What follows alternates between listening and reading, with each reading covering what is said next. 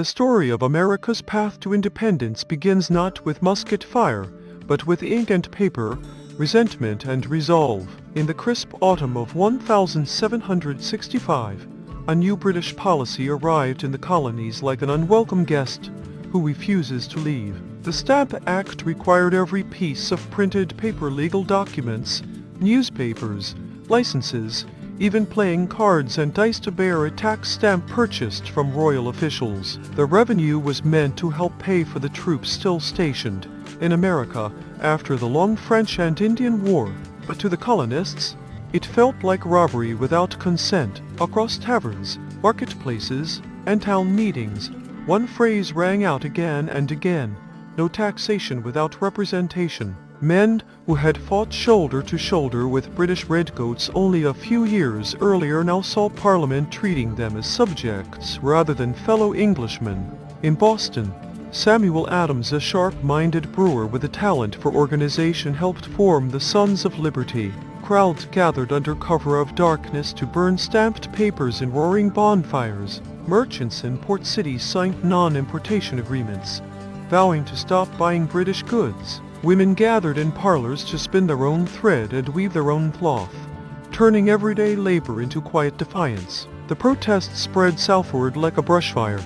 In New York, angry mobs pulled down the governor's residence. In Virginia's House of Burgesses, young Patrick Henry rose to declare that only the colonial assemblies had the right to tax Virginians. Even cautious landowners who once prized their connection to the crown began to whisper that something fundamental had changed. Parliament, facing a storm of petitions and a sharp drop in trade, backed down, and the Stamp Act was repealed amid cheers in American streets. Yet the victory carried a bitter aftertaste. On the very same day, Parliament passed the Declaratory Act, boldly asserting its authority to make laws binding the colonies in all cases whatsoever. Many colonists read the message clearly.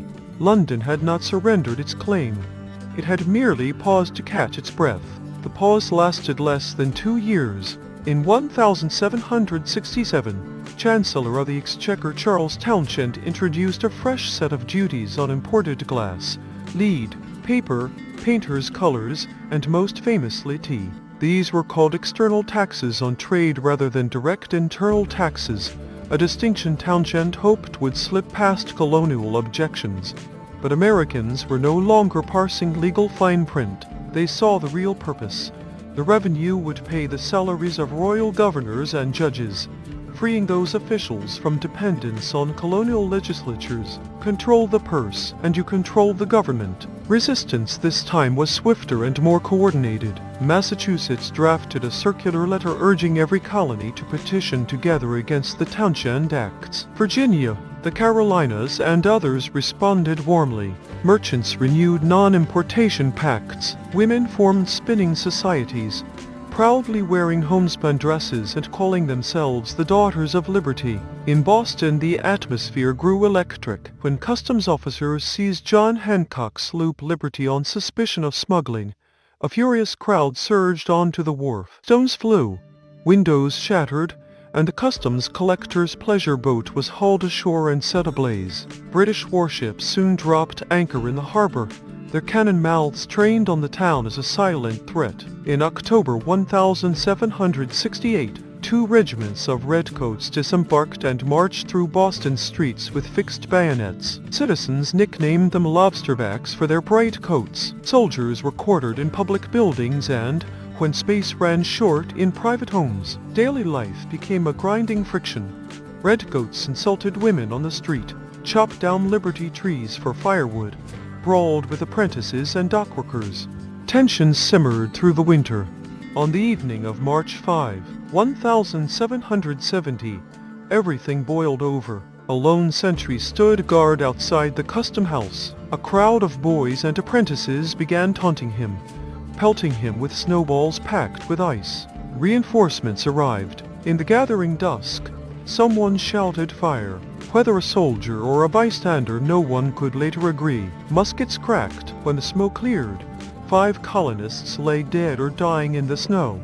Among them Crispus Attucks, a mixed-race sailor who became one of the first martyrs of the cause. The incident was instantly branded the Boston Massacre. Paul Revere's widely circulated engraving showed British troops deliberately firing into a peaceful crowd, turning horror into propaganda that traveled from Maine to Georgia. Parliament retreated again. In 1770 most of the Townshend duties were lifted except the tax on tea, kept as a quiet symbol of parliamentary supremacy. Trade gradually resumed. Many colonists breathed easier, believing the worst crisis had passed. But Samuel Adams and a dedicated circle of radicals refused to let the fire die.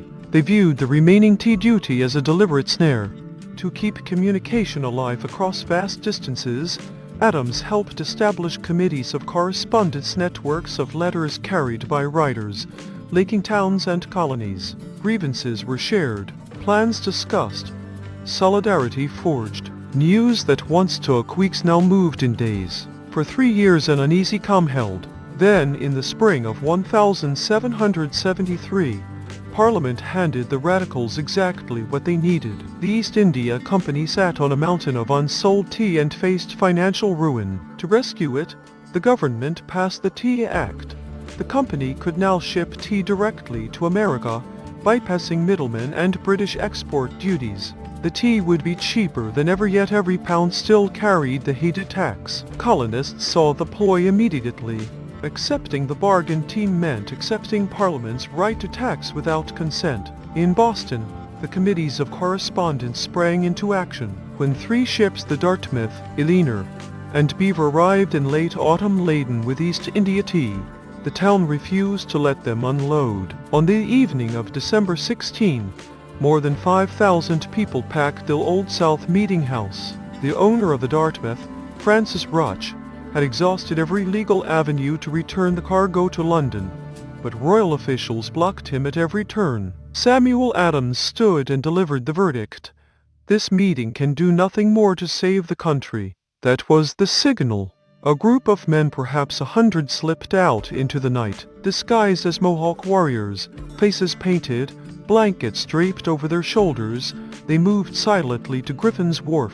Under a cold December moon, they boarded the vessels. Axes rose and fell. 342 chests of tea were split open.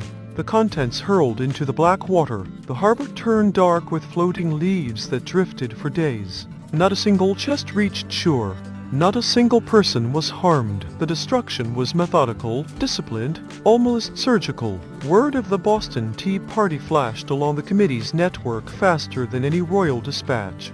In New York and Philadelphia, tea ships were turned away before they could dock. In Charleston the cargo was locked in damp warehouses until it rotted. The colonies had spoken in near unison. King George Roman III and Parliament heard only insolence.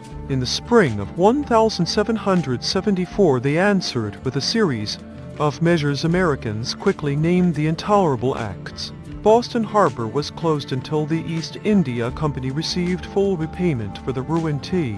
The Massachusetts Charter was gutted, town meetings sharply restricted, and the governor granted sweeping powers. Most alarmingly, British officials accused of crimes in the colony could now be shipped to England for trial, far from any jury of peers who might sympathize with the accused. The punishment was meant to isolate and crush Massachusetts. Instead, it awakened the continent. Relief ships loaded with grain and money sailed from as far south as South Carolina. In September, 1,774 delegates from 12 colonies gathered in Philadelphia for the First Continental Congress. They drafted a Declaration of Rights and Grievances, organized a continental boycott of British goods, and vowed to stand together. Patrick Henry captured the new mood when he rose and declared, "I am not a Virginian, but an American."